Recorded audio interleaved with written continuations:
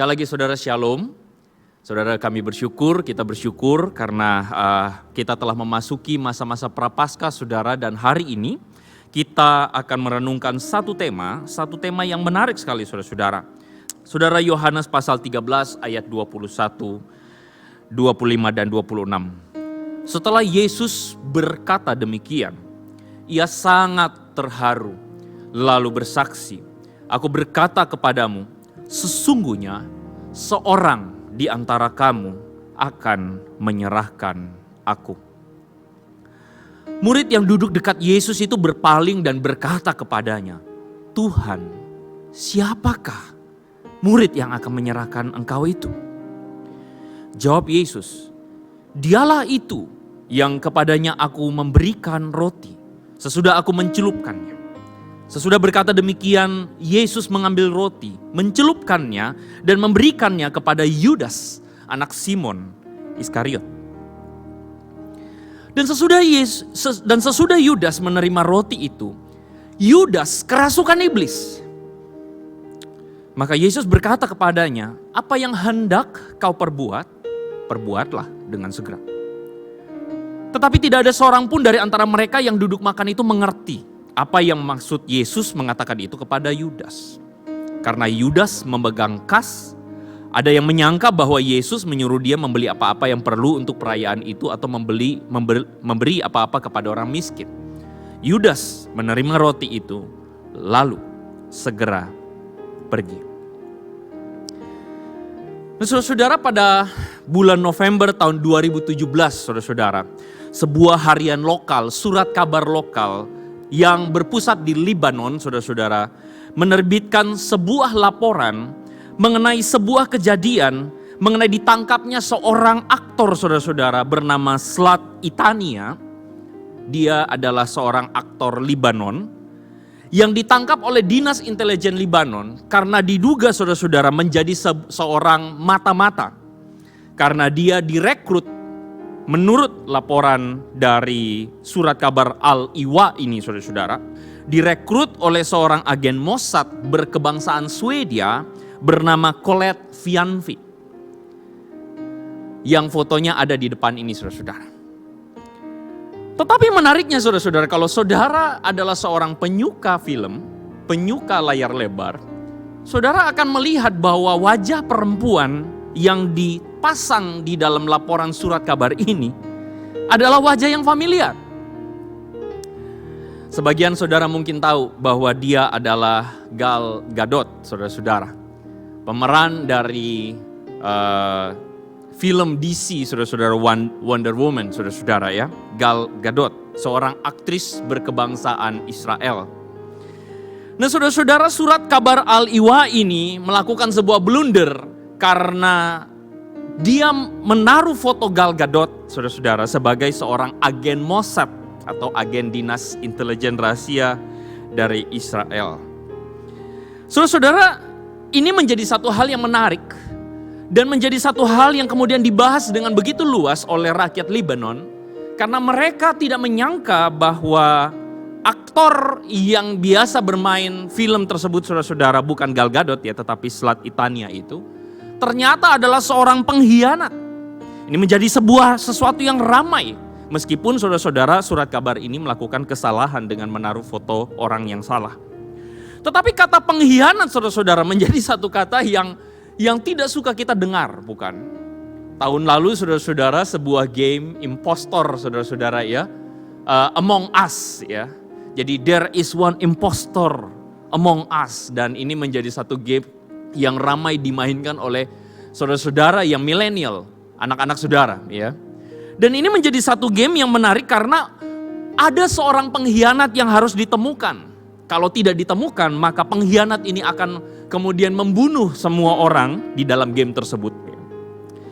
Saudara, kata pengkhianat menjadi satu kata yang tidak kita sukai, dan kata pengkhianat inilah yang selalu disematkan oleh media atau oleh kebudayaan barat, saudara-saudara, terhadap diri seorang Yudas Iskariot.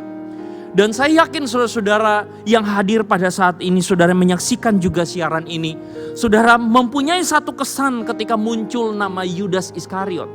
Kesan itu atau kata itu adalah pengkhianat itu sendiri. Tidak ada di antara kita yang menamai anak kita Yudas, bukan. Bahkan tidak ada di antara kita yang teman-teman kita namanya Yudas, bukan. Karena Yudas ini terlalu jahat, terlalu sadis, terlalu kurang ajar. Karena Yudas ini mengkhianati Tuhan kita, Yesus Kristus. Nah saudara, ketika saya menyusun tema-tema Prapaskah ini saudara-saudara, saya tertarik untuk mengangkat tentang Yudas Iskariot.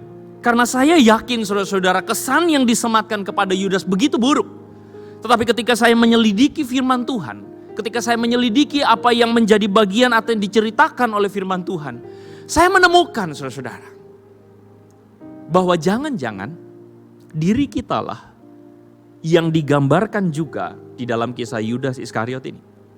Kita terlalu menaruh Yudas begitu buruk, tetapi kita lupa bahwa sebenarnya Yudas Iskariot itu menggambarkan diri kita.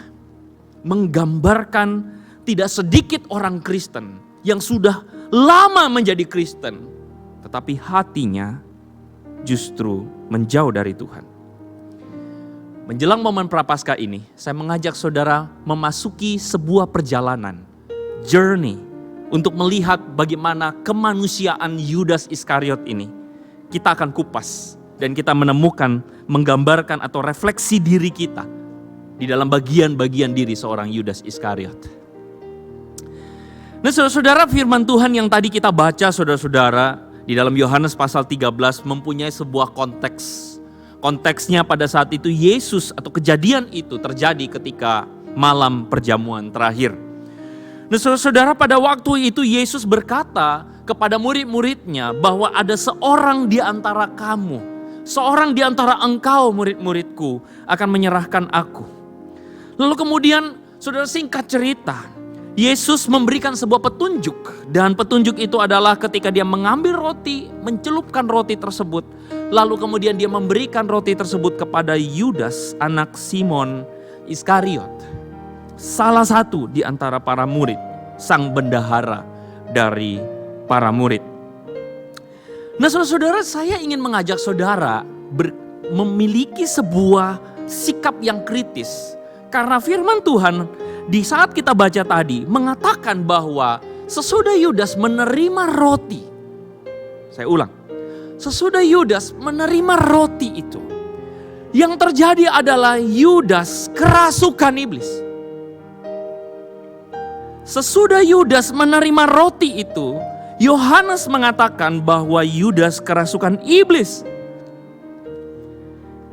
Saudara, bukankah Yesus itu terkenal sering mengusir setan?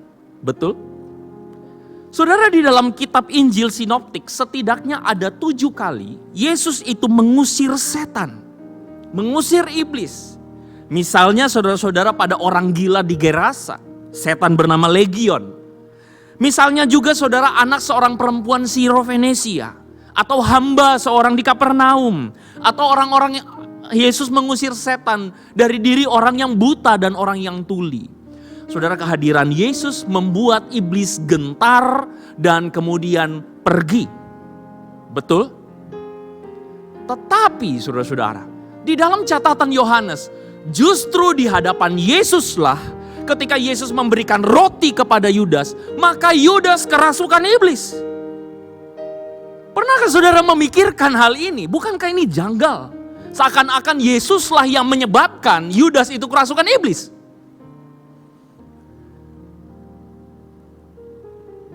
Ini hal yang menarik saudara-saudara untuk kita bahas. Sehingga saudara-saudara kita tentu mempunyai sebuah konviksi, bukan Yesuslah yang menyebabkan Yudas kerasukan iblis. Tetapi pertanyaan ini tetap mengganjal. Di hadapan Yesus, Yudas murid Yesus itu kerasukan iblis. Maka pertanyaannya adalah, apa maksud Yudas kerasukan iblis? Seperti yang dicatat di dalam Injil Yohanes tersebut. Saudara-saudara, memang betul di ayat yang ke-27 ini dalam Yohanes pasal 13 dikatakan sesudah menerima roti itu Yudas atau ia ini kerasukan iblis.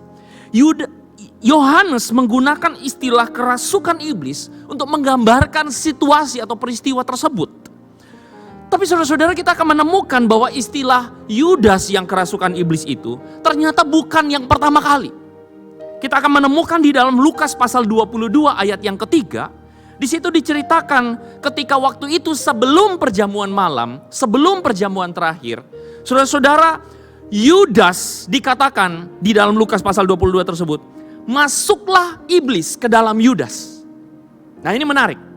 Jadi peristiwa Yudas kerasukan iblis tidak seperti bayangan kita mungkin yang hari ini. Orang kerasukan itu matanya menjadi putih, saudara. Lalu kemudian menjadi kejang-kejang. Lalu kemudian bisa terbang-terbang. Lalu kemudian memukul orang. Bukan, saudara-saudara. Istilah kerasukan iblis ini ternyata mempunyai sebuah similarity atau kesamaan dengan Lukas pasal 22. Digambarkan iblis yang masuk ke dalam Yudas. Saudara, kata yang digunakan yaitu eiserkomai atau istilah dalam bahasa Yunaninya. Saudara-saudara, adalah istilah yang menggambarkan betul bisa secara literal masuk, saudara-saudara, tetapi juga bisa digambarkan secara metafora. Maksudnya metafora adalah kita mendapatkan penjelasan metafora arti dari eiserkomai atau masuklah iblis ini di dalam ayat selanjutnya dari Lukas pasal 22. Di ayat yang keempat dikatakan, pergilah Yudas kepada imam-imam kepala dan berunding dengan mereka bagaimana ia dapat menyerahkan Yesus kepada mereka. Sehingga saudara-saudara, kita mengerti bahwa masuklah iblis di dalam Lukas pasal 22 ayat 3 itu mempunyai sebuah arti yang diceritakan di ayat yang keempat, bahwa Yudas pergi kepada imam kepala dan berunding bagaimana caranya bisa menyerahkan Yesus. Yudas melakukannya, saudara-saudara, bukan tanpa kesadaran, tetapi dengan sebuah kesadaran. Kalau orang mengatakan kerasukan iblis itu orang tidak sadar, oh enggak. Justru Yudas kerasukan iblis. Iblis masuk ke dalamnya dan dia melakukannya dengan sebuah kesadaran. Yaitu apa? Menyerahkan Yesus. Dan itu digambarkan oleh Lukas, iblis masuk ke dalam hati Yudas. Saudara-saudara, kenapa Yudas melakukannya? Saudara, kita menemukan bagaimana Yudas ini, saudara-saudara, diceritakan oleh Yohanes juga. Yohanes menjelaskan perilaku atau sikap Yudas ini. Salah satunya melalui sebuah peristiwa di dalam Yohanes pasal 12. Yaitu ketika Yesus diurapi oleh Maria. Di dalam Yohanes pasal 12, saudara-saudara, kita mendapati bahwa Yesus pada saat itu sedang diurapi. Lalu kemudian terjadilah sebuah perbincangan sementara Yesus diurapi. Para murid kemudian menggibah, saudara-saudara. Menggosip.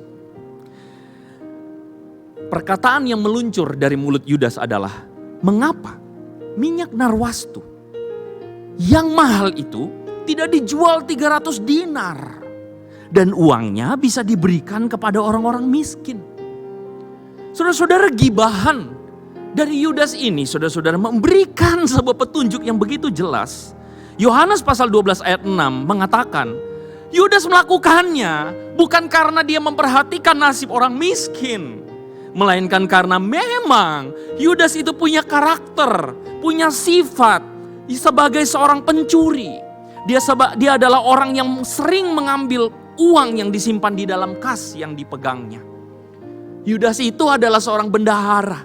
Dia memegang keuangan, saudara-saudara, di antara para murid. Dan Yohanes mengatakan dia ini pencuri. Dan dari sini, saudara-saudara, kita menemukan sebuah petunjuk sifat seorang Yudas, yaitu cinta akan uang. Seorang yang cinta akan uang. Dan itulah yang digambarkan sebagai karakter iblis yang merasuk sifat Yudas. Saudara-saudara.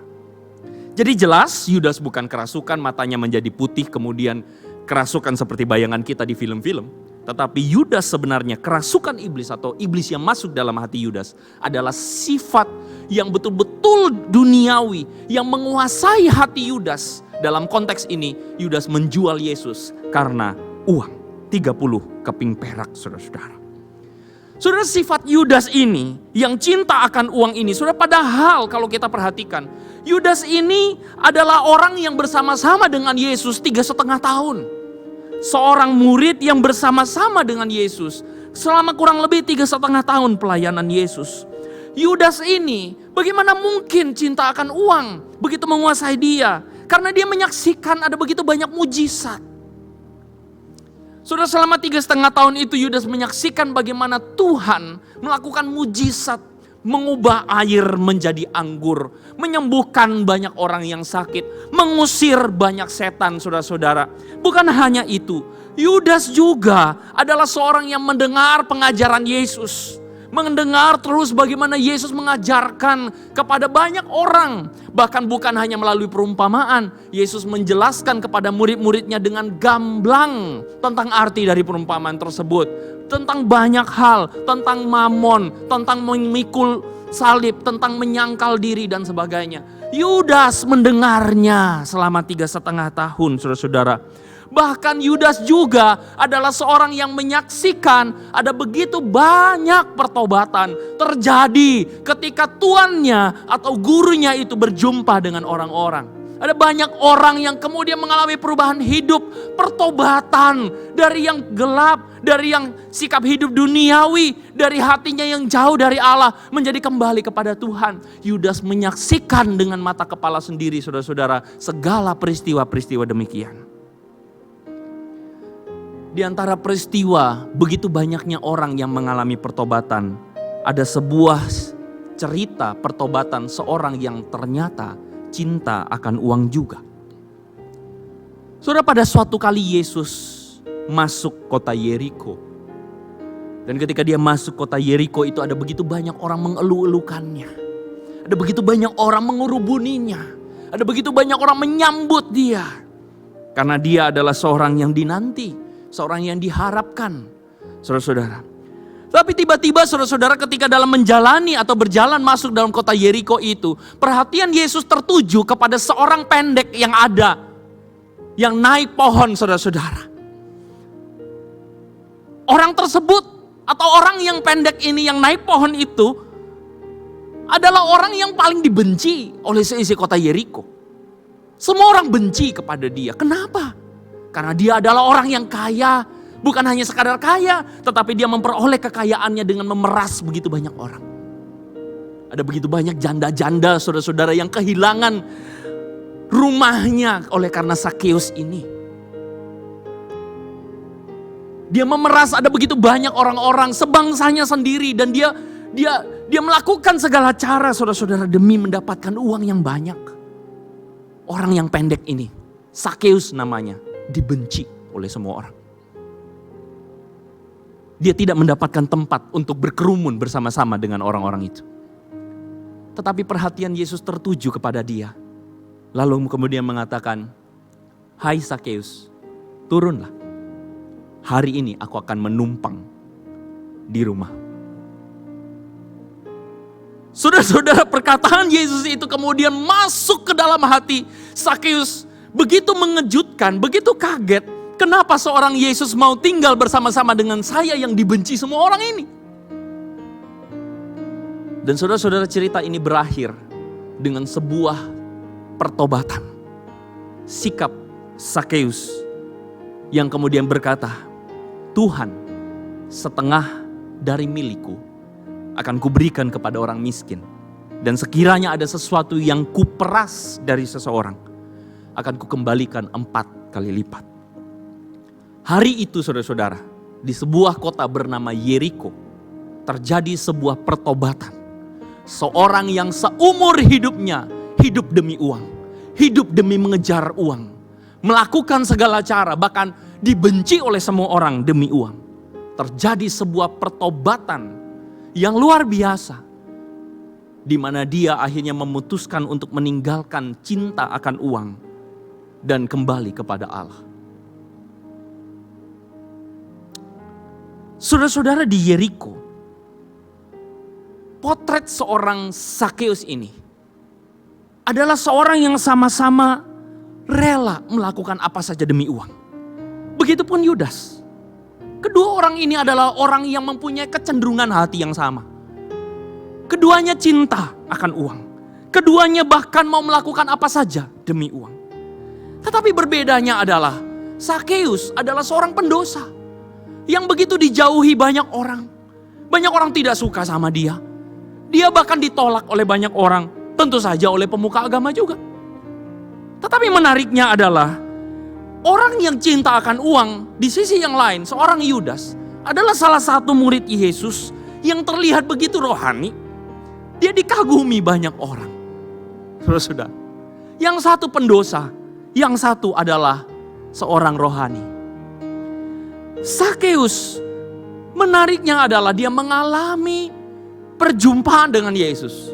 Dan berjumpa dengan Yesus satu kali itu, saudara-saudara, membuat dia mengalami pertobatan. Sedangkan ironisnya di sisi lain, seorang yang bersama-sama dengan Yesus malah tidak mengalami pertobatan. Yudas tidak mengalami pertobatan. Dua orang yang sama, yang mempunyai sikap hati yang sama, yang digambarkan duniawi atau dari iblis itu, saudara-saudara, memiliki ending yang berbeda. Sakeus yang dijauhi orang, yang disebut sebagai pendosa, orang berdosa itu, adalah orang yang kemudian kepadanya Yesus berkata, hari ini telah terjadi keselamatan karena orang ini pun anak Abraham. Sebab Anak Manusia datang untuk mencari dan menyelamatkan yang hilang. Tetapi ironisnya, saudara-saudara, di satu sisi ada seorang yang lain yang cinta akan uang. Dia bersama-sama dengan Yesus 3,5 tahun. Dia menyaksikan begitu banyak mujizat Yesus, mendengar pengajaran Yesus. Bahkan dia, saudara-saudara, menjalani kehidupan yang dikategorikan sebagai murid Yesus. Kepadanya Yesus berkata, apa yang hendak kau perbuat, perbuatlah dengan segera.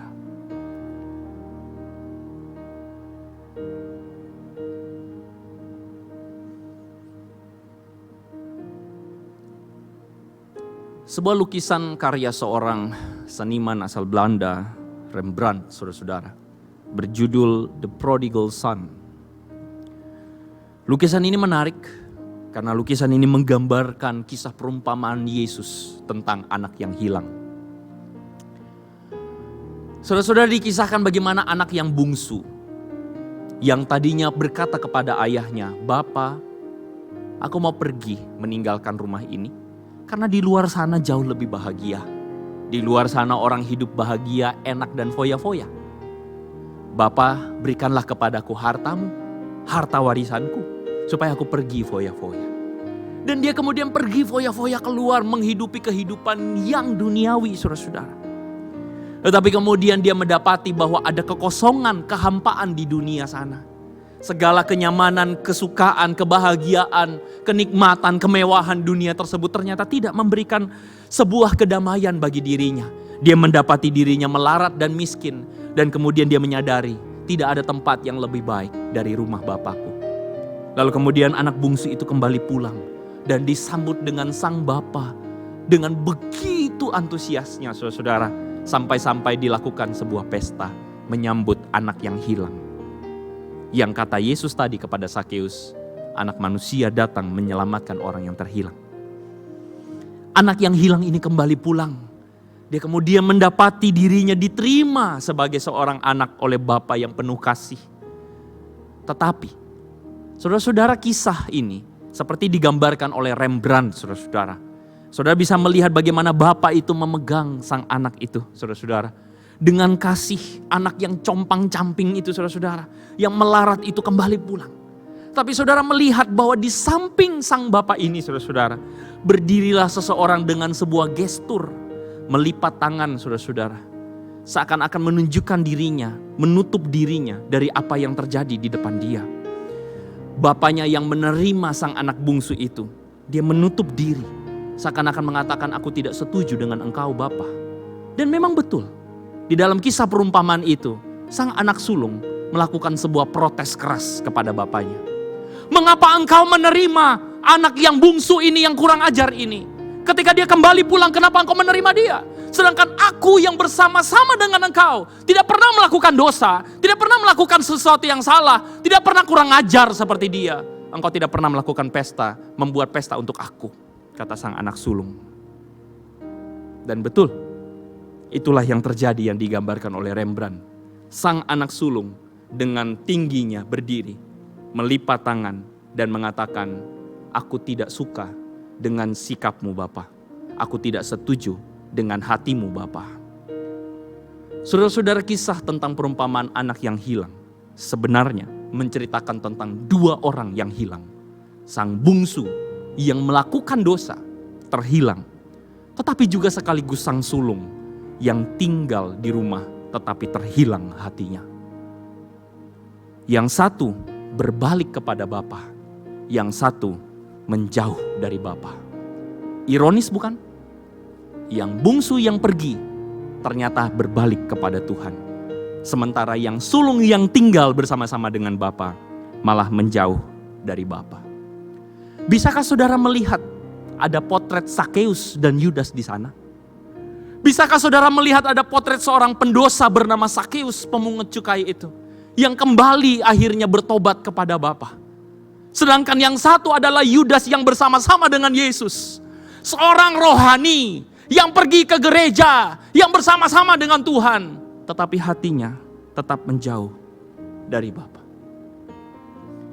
Itulah sebabnya kenapa saya katakan perenungan tentang Yudas ini adalah satu perenungan yang mungkin saudara-saudara, satu perenungan yang patut kita tanyakan pada diri kita, hati kita yang paling dalam. Jangan-jangan saya adalah Yudas itu sendiri. Saudara, tidak jarang kita menemukan ada orang-orang Kristen saudara yang meskipun merasa bahwa dirinya sudah cukup baik pergi ke gereja, menjadi Kristen, KTP-nya Kristen. Saudara, menjadi orang yang katakanlah saya tidak seperti orang di luar sana yang pergi menghabiskan waktu di klub malam. Saya tidak seperti orang di luar sana yang melakukan dosa, bahkan dikatakan saya sudah siap masuk surga. Tapi saudara, kita menemukan ada orang-orang Kristen juga yang hatinya masih jauh dari Tuhan. Yang dalam kehidupannya masih suka iri hati dengan orang lain. Mungkin bukan berbicara tentang soal cinta akan uang saja, tetapi berbicara tentang benci kepada orang, tidak mampu mengampuni orang. Bahkan mungkin saudara-saudara dalam hatinya masih egois, masih peduli dengan diri sendiri.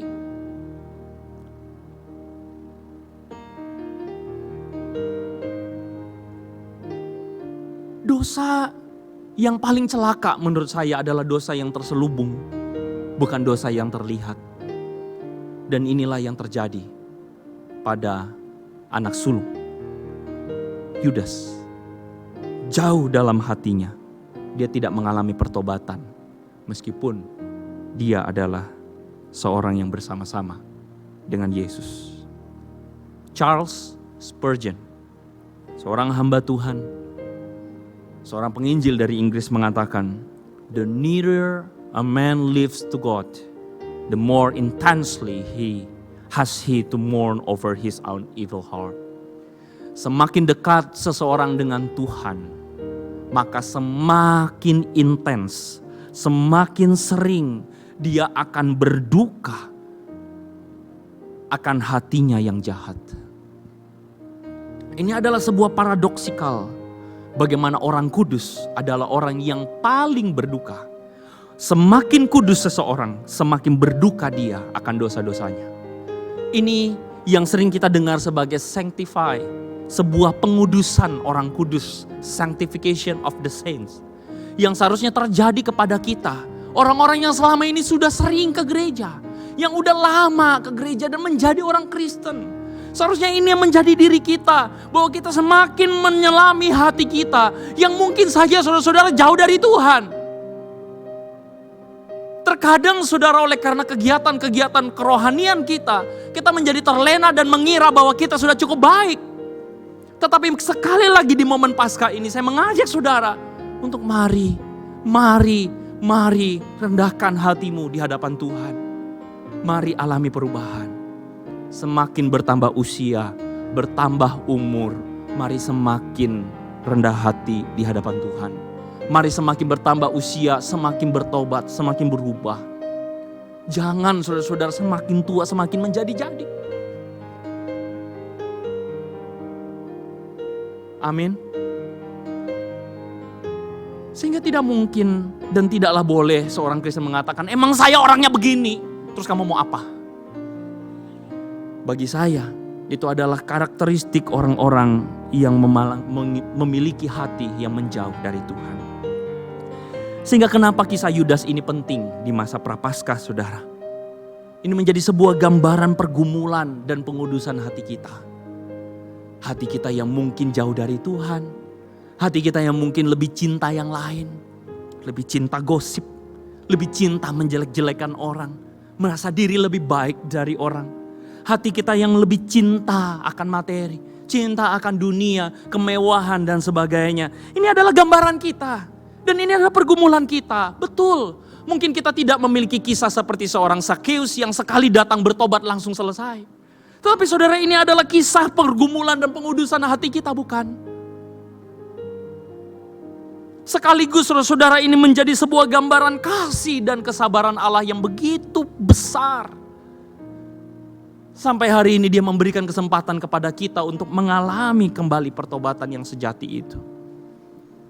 Dan saya berdoa, saya dan juga saudara memiliki ending seperti seorang Sakeus. Kita tidak lebih baik. Kita adalah pendosa. Kita adalah orang-orang berdosa. Dan betul kita bergumul dengan dosa-dosa kita. Tetapi syukur kepada Allah. Dia memberikan gambaran, dia memberikan kesabaran dan kasih yang begitu besar. Kesempatan kepada kita untuk kita mengalami pertobatan. Dan memiliki ending seperti seorang Sakeus dan bukan seperti seorang Yudas. Semoga kita mempersiapkan hati kita dengan baik menjelang Jumat Agung dan Paskah. Mari saudara kita berdoa.